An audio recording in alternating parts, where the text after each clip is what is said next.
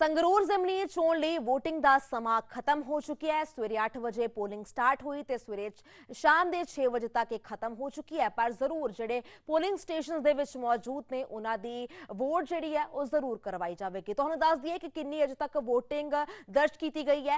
5 ਵਜੇ ਤੱਕ ਕੇਵਲ 36% VOTING ਹੀ ਦਰਜ ਕੀਤੀ ਗਈ ਹੈ। ਇਸ ਤੋਂ ਇਲਾਵਾ ਲਹਿਰਾ ਦੇ ਵਿੱਚ ਅਗਰ ਗੱਲ ਕੀਤੀ ਜਾਵੇ ਤਾਂ ਸਭ ਤੋਂ ਘੱਟ 32% VOTING ਦਰਜ ਹੋਈ। ਮਲੇਰਕੋਟਲਾ ਦੇ ਵਿੱਚ ਸਭ ਤੋਂ ਵੱਧ 41.26% VOTING दर्ज की गई है। संगरूर की गल की जाए तो 36%, बरनाला दे विच 36.23%, सुनाम दे विच 34% VOTING दर्ज की गई है। दड़बा दे विच 40.58% रही। भदौड़ दे विच 38.3% VOTIंग रही है। महल कलां की गल की जाए तो 37 ते धूरी दे विच 33% VOTIंग दर्ज की गई है। पर कारण की है? कारण कई दसे जा रहे हैं, पर सब तो पहला जरूर क्यासरां लग रही सन कि समा खत्म होंदिया VOTIंग की फीसद भी बढ़ेगी, पर अजिहा कुछ बहुता नज़र नहीं आया। कि लोग नाराज ने, कि लोगों दे विच नाराजगी है नवी बनी सरकार तो या फिर सरकारां तो, इन्ना कारण ही लोग जिहड़े ने लोकां दे विच रुचि उत्साह बहुता इस बार नहीं देखने को मिलिया। संगरूर जिमनी चोण लई VOTIंग दा समा खत्म हो चुकी है। शाम 6 बजे तक क्योंकि VOTIंग होनी सी, पर समा जिहड़ा है 5 बजे तक जिहड़ी VOTIंग फीसद दर्ज की गई है वो तुहानूं दस दिए कि 36% VOTIंग दर्ज की गई। सवेरे तो ही काफ़ी छोटियां कतारां इन्ना लाइनां इन्ना लोकां दियां देखदियां होइयां नज़र आईयां, इन्ना वोटर्स दियां देखदियां होइयां नज़र आईयां। सवेरे जरूर 8 बजे VOTIंग शुरू हुई। काफ़ी जड़े आगू ने, कैंडीडेट्स ने काफ़ी उत्साह दे नाल पहुंचे हुए सन पोलिंग बूथ दे विच अपनी वोट भुगताउण दे लई, पर लोकां दे विच बहुता उत्साह इस बार नहीं वेखण नूं मिलिया। जरूर ये कारण दस्से जा रहे हैं कि झोने का सीजन है, इस करके बहुते लोग अपने कम्मां कारां दे विच रुझे हुए सन, इन्हां कारणा करके नहीं पहुंचे। कईयां दा कारण यह दस्सिया गया कि गर्मी बहुती होने करके घरां तो बाहर नहीं निकले। कईयां दे वल्लों तो यह भी गल आखी गई कि वर्किंग डे होने करके बहुते लोग नहीं पहुंच पाए VOTIंग करने दे लई। हालांकि इस सब विचकार जरूर ये सवाल खड़े ने कि आखिर कारण असली की है, कि नाराजगी है या फिर नहीं। हालांकि तुहानूं दस दिए कि पूरा प्रोसैस खत्म होने तक करीब 7 बजे तक VOTIंग कितनी हुई है, कितनी फीसद हुई है, वो सारे आंकड़े भी जरूर आ जाएंगे। रविंदर दा रुख कर लेने इस खबर ते बने हुए ने। रविंदर, 6 बज चुकी है, VOTIंग तो जरूर खत्म हो चुकी है, पर हाँ पोलिंग स्टेशन से जिहड़े मौजूद ने वोटर्स उन्हां दी वोट भुगताई जाएगी, पर इस बार बहुता उत्साह लोगों के विच नहीं वेखण नूं मिलिया जो अक्सर ही असीं देखते हैं।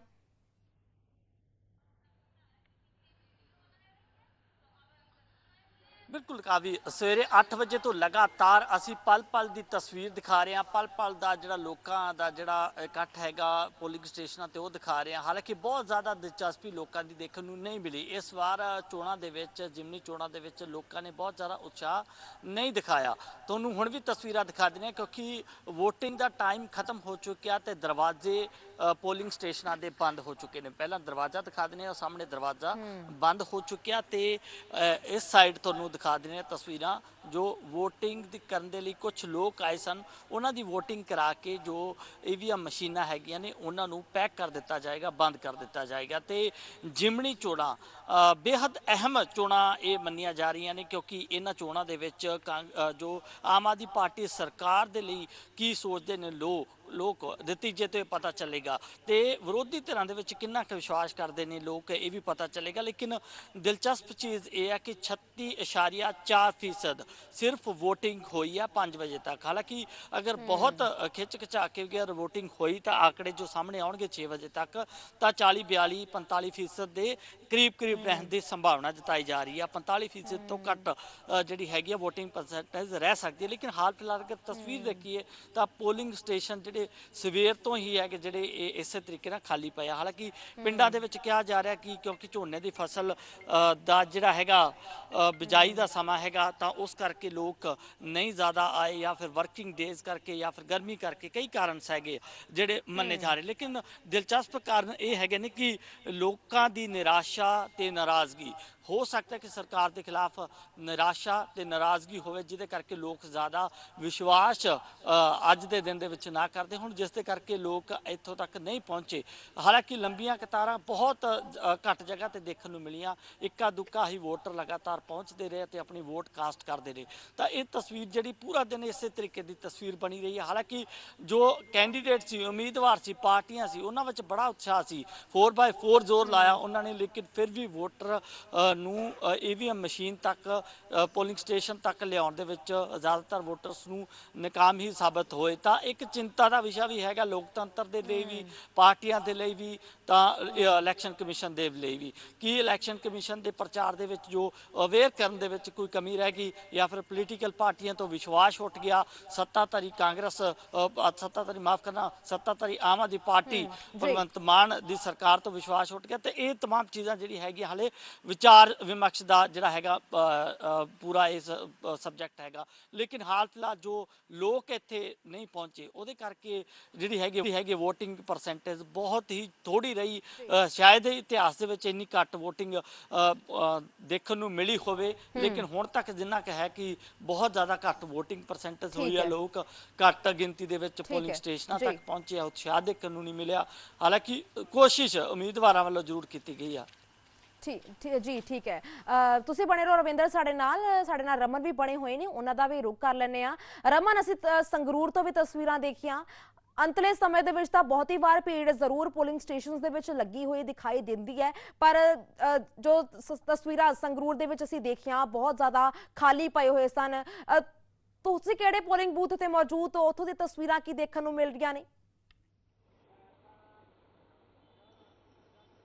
ਕਾਫੀ ਬਿਲकुल ਸਵੇਰ ਤੋਂ ਹੀ ਆਸ ਉਮੀਦ तमाम ਪਾਰਟੀਆਂ ਦੇ ਉਮੀਦਵਾਰਾਂ ਵੱਲੋਂ ਸੀ ਕਿ ਚੰਗਾ ਫਤਵਾ ਲੋਕ ਦੇਣਗੇ ਔਰ ਵੱਡੀ ਪੱਧਰ ਤੇ ਘਰਾਂ ਤੋਂ ਨਿਕਲਣਗੇ, ਪੋਲਿੰਗ ਬੂਥ ਤੇ ਹੋਣਗੇ। ਪਰ ਅਜਿਹਾ ਵੇਖਾਂ ਅਸਲ ਵਿੱਚ ਅਮਲੀ ਰੂਪ ਦੇ ਵਿੱਚ ਨਹੀਂ ਵੇਖਣ ਨੂੰ ਮਿਲਿਆ, ਕਿਉਂਕਿ ਪੋਲਿੰਗ ਬੂਥ ਖਾਲੀ ਨਜ਼ਰ ਆਏ। 6 ਵੱਜ ਚੁੱਕੇ ਨੇ, ਗੇਟ ਬੰਦ ਕਰ ਦਿੱਤੇ ਨੇ, ਅੰਦਰ ਵੀ ਕੋਈ ਜ਼ਿਆਦਾ ਵੋਟਰ ਨਹੀਂ, ਕੋਈ ਇੱਕਾ ਦੁੱਕਾ ਜਿਹੜੇ ਹੈਗੇ ਨੇ ਪੋਲਿੰਗ ਏਜੰਟ ਉਹ ਹੀ ਅੰਦਰ ਨੇ। ਤਾਂ ਭਦੌੜ ਹਲਕੇ ਦੇ ਜੰਗੀਆਣਾ ਪਿੰਡ ਦੇ ਵਿੱਚ ਖੜੇ ਆ, ਆਖਰੀ ਜਿਹੜਾ ਪਿੰਡ ਹੈਗਾ, ਜੇਕਰ ਬਠਿੰਡਾ ਔਰ ਫਰੀਦਕੋਟ ਕੰਸਟੀਚੁਐਂਸੀ ਦੇ ਨਾਲ ਲੱਗਣ ਵਾਲਾ ਇਹ ਆਖਰੀ ਪਿੰਡ ਆ। ਔਰ ਆਖਰੀ ਪਿੰਡ ਦੇ ਵਿੱਚ 2500 ਤੋਂ ਵੱਧ, ਜਿਹੜੀ 3000 ਤੋਂ ਵੱਧ ਜਿਹੜੀ ਹੈਗੀ ਇੱਥੇ ਵੋਟ ਦੱਸੀ ਜਾ ਰਹੀ ਹੈ, ਔਰ 1200 ਦੇ ਸਮਥਿੰਗ ਜਿਹੜੀ ਇੱਥੇ ਵੋਟ ਉਹ ਪੋਲ ਹੋਈ ਆ। ਤਾਂ ਕਹਿ ਸਕਦੇ ਹਾਂ ਇਹਨਾਂ ਪਿੰਡਾਂ ਦੇ ਵਿੱਚ ਵੀ ਜਿਹੜੇ ਦਿਹਾਤੀ ਏਰੀਆ ਮੰਨਿਆ ਜਾਂਦਾ ਹੈਗਾ ਕਿ ਜੇ ਦਿਹਾਤੀ ਏਰੀਏ ਦੇ ਲੋਕ ਜ਼ਿਆਦਾ ਵੱਡੀ ਪੱਧਰ ਤੇ ਵੋਟ ਪਾਉਣ ਜਾਂਦੇ ਨੇ, ਤਾਂ ਅਜਿਹਾ ਕੁਝ ਪਿੰਡਾਂ ਦੇ ਵਿੱਚ ਨਜ਼ਰ ਨਹੀਂ ਆਇਆ। ਔਰ ਪਿਛਲੀ ਵਾਰ ਵਿਧਾਨ ਸਭਾ ਚੋਣਾਂ ਦੇ ਵਿੱਚ ਇਸ ਪਿੰਡ ਤੋਂ 2500 ਤੋਂ ਵੱਧ ਵੋਟ ਪੋਲ ਹੋਈ ਸੀ। ਤਾਂ ਪਿਛਲੀ ਵੋਟ ਦੇ ਮੁਕਾਬਲੇ 2022 ਜਿਹੜੀ ਵਿਧਾਨ ਸਭਾ ਚੋਣ ਉਸ ਦੇ ਮੁਕਾਬਲੇ ਜਿਹੜੀ ਅੱਧੀ ਵੋਟ ਜਿਹੜੀ ਉਹ ਰਹਿ ਗਈ ਆ। ਤਾਂ ਇਸ ਤੋਂ ਅੰਦਾਜ਼ਾ ਲਗਾਇਆ ਜਾ ਸਕਦਾ ਕਿ ਕਿਸ ਪੱਧਰ ਤੇ ਸ਼ਹਿਰਾਂ ਦੇ ਵੋਟਰ ਨੇ, ਪਿੰਡਾਂ ਦੇ ਵੋਟਰਾਂ ਵੱਲੋਂ ਵੀ ਇਸ ਚੋਣਾਂ ਤੋਂ ਜਿਹੜੀ ਦੂਰੀ ਬਣਾ ਕੇ ਰੱਖੀ ਗਈ ਹੈ। ਔਰ ਚਿੰਤਾ ਵਾਲੀ ਗੱਲ ਆ ਕਿਤੇ ਨਾ ਕਿਤੇ ਲੋਕਤੰਤਰ ਦੇ ਲਈ ਕਿ ਜੇਕਰ ਇਸ ਤਰੀਕੇ ਦੇ ਨਾਲ ਲੋਕਤੰਤਰੀ ਢਾਂਚੇ ਦੇ ਵਿੱਚ, ਸਿਸਟਮ ਦੇ ਵਿੱਚ ਵੋਟਰ ਵੋਟ ਪਾਉਣ ਨਾ ਆਉਣਗੇ, ਉਸ ਸਿਸਟਮ ਤੋਂ ਦੂਰ ਰਹਿਣਗੇ, ਤਾਂ ਕਿਸ ਤਰੀਕੇ ਦੇ ਨਾਲ ਲੋਕਤੰਤਰ ਦੀ ਖੂਬਸੂਰਤੀ ਸਭ ਦੇ ਸਾਹਮਣੇ ਆਵੇਗੀ। ਤਾਂ ਹੁਣ ਤੱਕ ਜੋ ਹਾਲੇ ਤੱਕ ਅਧਿਕਾਰਿਕ ਅੰਕੜਾ ਨਹੀਂ ਆਇਆ, ਕਿਉਂਕਿ 5 ਵਜੇ ਤੱਕ ਜਿਹੜੀ ਕਿ ਵੋਟ 36% ਜਿਹੜੀ ਹੈਗੀ ਉਹ ਦਰਜ ਕੀਤੀ ਗਈ। ਤਾਂ ਕਹਿ ਸਕਦੇ ਹਾਂ ਕਿ ਵੋਟਿੰਗ ਫੀਸ ਜਿਹੜੀ ਸਵੇਰ ਤੋਂ ਹੀ ਕਹਿ ਰਹੇ ਸੀ ਕਿ 45% ਦੇ ਨੇੜੇ ਤੇੜੇ ਰਹੇਗੀ। ਤਾਂ ਜੇਕਰ 6.5-7 ਲੱਖ ਜਿਹੜੀ ਹੈਗੀ ਹੁਣ ਤੱਕ ਵੋਟ ਜਿਹੜੀ ਹੈਗੀ ਉਹ ਪੋਲ ਹੋਈ ਹੋਵੇਗੀ, ਤਾਂ ਜਿੱਤ ਹਾਰ ਦਾ ਅੰਕੜਾ ਵੀ ਬੜਾ ਜਿਹੜਾ ਕਲੋਜ਼ ਰਹਿਣ ਵਾਲਾ, ਕਿਉਂਕਿ ਕਈ ਕਾਰਨ ਮੰਨੇ ਗਏ ਨੇ ਅੱਜ ਜਿਹੜੀ ਵੋਟ ਘੱਟ ਪਈ ਹੈ। ਸਭ ਤੋਂ ਪਹਿਲਾ ਕਾਰਨ ਕਿ ਗਰਮੀ ਦਾ ਅੱਜ ਜਿਹੜਾ ਪੂਰਾ ਦਿਨ ਪ੍ਰਕੋਪ ਰਿਹਾ, ਔਰ ਦੂਸਰਾ ਕਾਰਨ ਕਿ ਦਿਹਾਤੀ ਏਰੀਏ ਦੇ ਵਿੱਚ ਝੋਨੇ ਦੀ ਲਵਾਈ ਸ਼ੁਰੂ ਆ।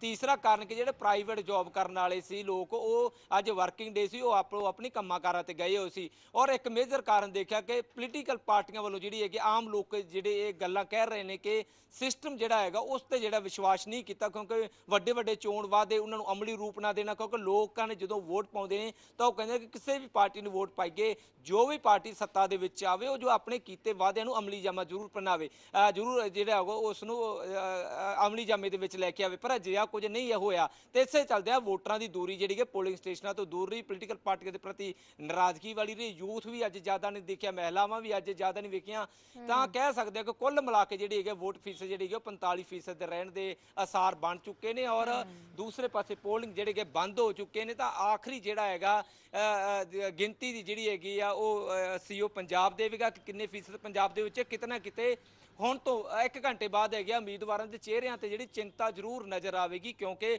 ਉਹਨਾਂ ਨੇ ਸੋਚਿਆ ਨਹੀਂ ਸੀ ਕਿ ਇੱਡੀ ਘੱਟ ਵੋਟਿੰਗ ਹੋਵੇਗੀ। ਔਰ ਇਹ ਵੀ ਗੱਲ ਇਹ ਰਹੇਗੀ ਕਿ ਘੱਟ ਵੋਟਿੰਗ ਦਾ ਫਾਇਦਾ ਕਿਸ ਨੂੰ ਹੋਵੇਗਾ, ਨੁਕਸਾਨ ਕਿਸ ਨੂੰ ਹੋਵੇਗਾ।